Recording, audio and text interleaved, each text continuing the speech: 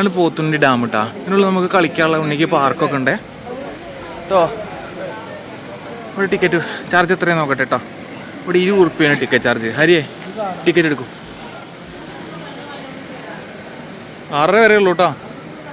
നമ്മുടെ നെല്ലിയാമ്പതി ട്രിപ്പിൻ്റെ ഏറ്റവും അവസാനത്തെ പാർട്ടാണ് ഇപ്പോൾ നമ്മൾ കാണാൻ പോണത്. നമ്മൾ അങ്ങോട്ട് കയറി പോകുമ്പോൾ തിരിച്ചു വരുമ്പോൾ കയറാന്ന് പറഞ്ഞിട്ടുള്ള നമ്മുടെ പോത്തുണ്ടി ഡാമും അതിൻ്റെ പരിസരമൊക്കെ പണ്ട് നമ്മൾ കണ്ട അതേപോലെ തന്നെ ഉണ്ടെങ്കിലും ഇവിടെ കുറച്ച് അഡ്വഞ്ചർ ആയിട്ടുള്ള ആക്ടിവിറ്റീസ് വന്നിട്ടുണ്ട്. അതിൽ നമുക്ക് മെയിനായിട്ട് കാണാനുള്ളത് ശരിക്കും സ്കൈ സൈക്ലിങ്ങും അതുപോലെ സിപ്പ് ലൈനും ഒക്കെ തന്നെയാണ്. അപ്പോൾ പണ്ട് കണ്ട നമ്മുടെ പോത്തുണ്ടി ഡാമല്ല നമ്മൾ ഇന്ന് കാണാൻ പോണത്.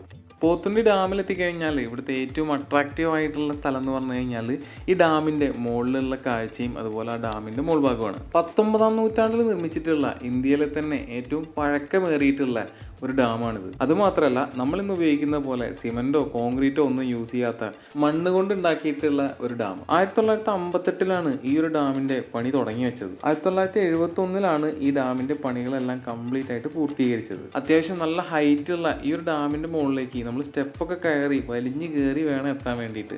ഇവിടെ എത്തിക്കഴിഞ്ഞാലുള്ള ഒരു സീനറി എന്ന് പറയുന്നത് അടിപൊളി തന്നെയാണ്. ഇവിടെ വന്നു കഴിഞ്ഞാൽ നമുക്ക് തിരിച്ചു പോകാൻ തോന്നാത്ത തരത്തിലുള്ള ഒരു കാലാവസ്ഥയും അതുപോലെ നല്ല കാറ്റുമാണ് നമുക്ക് കിട്ടണത്. ഈ ഡാമിൻ്റെ മുകളിലൂടെ നമ്മൾ നടക്കുകയാണെങ്കിൽ നമുക്ക് ഏകദേശം ഒരു 1.5 കിലോമീറ്ററിൻ്റെ മുകളിൽ ദൂരം നമുക്ക് നടക്കാനുണ്ട്. അത്രയും വലുപ്പമുള്ള ഒരു ഡാമിൻ്റെ മുകളിലാണ് നമ്മളുള്ളത്.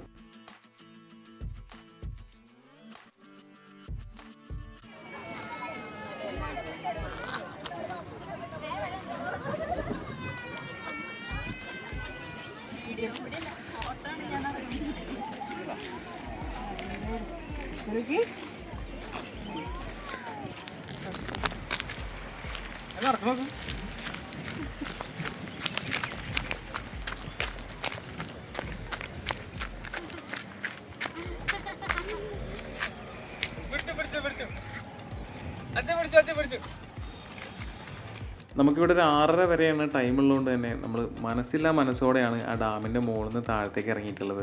ഇനി നമുക്കിവിടെ കുട്ടികൾക്ക് കളിക്കാൻ വേണ്ടിയിട്ടുള്ള ഒരു അടിപൊളി ചിൽഡ്രൻസ് പാർക്ക് ഉണ്ട്. ഇഷ്ടം പോലെ ആൾക്കാരാണ് കേട്ടോ ഈ ഒരു പാർക്കിലേക്ക് വന്നുകൊണ്ടിരിക്കുന്നത്. വളരെ കുറഞ്ഞ ഒരു ടിക്കറ്റ് ചാർജ് തന്നെയാണ് ഈ ഒരു പാർക്കിനുള്ളൂ. നമുക്ക് പോകാനുള്ള അഡ്വഞ്ചർ പാർക്കിലേക്കുള്ള വഴി ഇതാണ്. ഡാമിന് ഏകദേശം 1.5 കിലോമീറ്ററിന്റെ മുകളിൽ ദൂരം ഉണ്ടെന്ന് പറഞ്ഞ പോലെ ഇവിടെ ഏകദേശം നമുക്ക് അതേ ദൂരം നടക്കാനുണ്ട്. അന്നത്തെ കാലത്ത് ഇത്രയും വലിയൊരു ഡാം എങ്ങനെ നിർമ്മിച്ചു എന്നൊക്കെ ഉള്ളത് ഭയങ്കര ആശ്ചര്യം തോന്നുന്ന കാര്യമാണ് കേട്ടോ. അഡ്വഞ്ചർ പാർക്കിലെ കംപ്ലീറ്റ് പരിപാടികളും ഈ ഒരു ഭാഗത്താണ്. കൂടുതൽ ആൾക്കാരും ഇവിടെ സിപ്പ് ലൈൻ ആണ് കേട്ടോ ചെയ്തുകൊണ്ടിരിക്കുന്നത്. സിപ്പ് ലൈൻ ചെയ്യാൻ വേണ്ടിയിട്ട് ഒരാൾക്ക് 150 രൂപയും അതുപോലെ സ്കൈ സൈക്ലിങ്ങിന് വേണ്ടിയിട്ട് 200 രൂപയാണ് ഒരാൾക്കുള്ള ചാർജ്.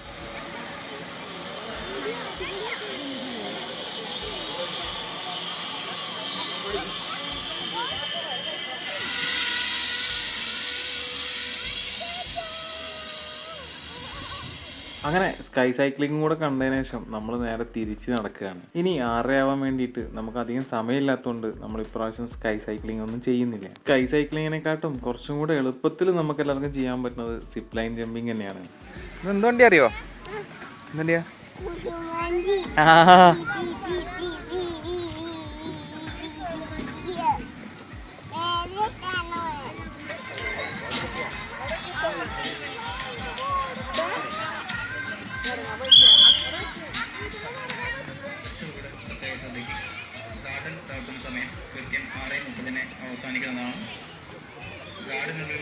അങ്ങനെ ഗാർഡൻ അടയ്ക്കാനുള്ള സമയമായിട്ടുണ്ട്. നമ്മളെ വീഡിയോ അപ്പോൾ നമ്മളോട് വൈൻഡപ്പ് ചെയ്യാൻ പോവുകയാണ്. അടുത്തൊരു വീഡിയോ ആയിട്ട് അപ്പോൾ നമുക്ക് പെട്ടെന്ന് കാണാം.